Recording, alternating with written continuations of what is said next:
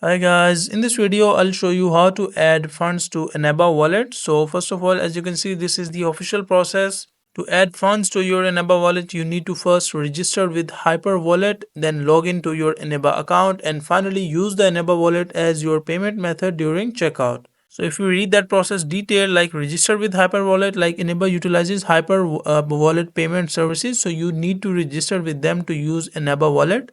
And after that, just log into Eneba, ensure you're logged in into your Eneba account, and once you're logged in, select products and add to cart. Like choose the product you want to purchase and then add them to cart. And once you do it, after that proceed to checkout, like navigate to checkout page and choose Eneba Wallet as payment method. Select Eneba Wallet as your preferred payment method during checkout. So once you choose it, after that complete payment, follow the instructions to complete the payment and enjoy a purchase. So that is an official process and an easy process of how you can add funds to your Eneba wallet.